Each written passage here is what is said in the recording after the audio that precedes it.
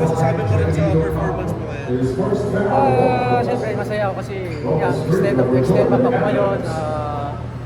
Ang layo nung hinabol namin eh. Kaya sayang yung chances eh. Kaya yun siguro little pagkakamali namin kanina. Nandun na kami sa game. Tinapos lang talaga. Kasi nung umabol kayo nung 4, ikaw rin sa nag-lead. Nakadalawa ka pa ata ng 4-point shots. Masabi, describe mo lang sa mga tinilan mo ng Hirap kasi hirap na hirap ako kasi buong fourth quarter ako naglaro eh.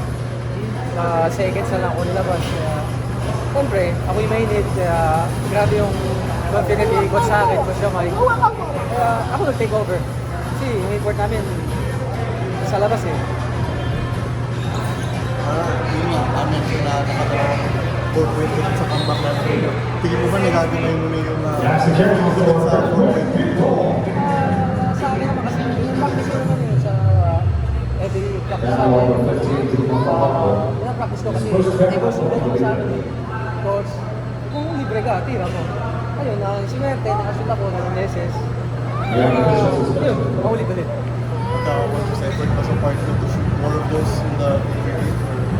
Sa akin naman, gadyasa naman, nandun naman. Hindi naman ako magdadala ko isip yun. Parang libre ako, dilira ko. Ayun nga, nasabi mo na rin, ikaw rin yung mainit ng fourth. Kaso parang nung dulo pansin namin, si JJ yung tumira ng dalawang 4-point shots yata nung mga final plays yung naghahatol kayo. Parang sa part mo ba, parang sana ikaw na lang yung nag-take those shots? Hindi, yung plays naman talaga, nung ako nag-inbound na sabi ni Coach, balik sa akin. Siyempre nakadikit si Emerald, kaya hindi naman, kaya JJ naman. You're knowing JJ na titira yun. Pag-swerte siya, nakakashoot.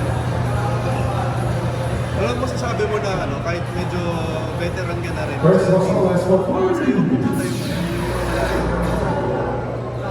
Sa amin naman, gawin naman natin, siyempre ako nag-guide sa mga rookies namin, kay Tyler, siyempre, every practice yun. Tuturo ko siya kung ano yung dapat gawin. Kahit kanina, foundage ka rin. Kaya nakikinig naman sa akin yung bata.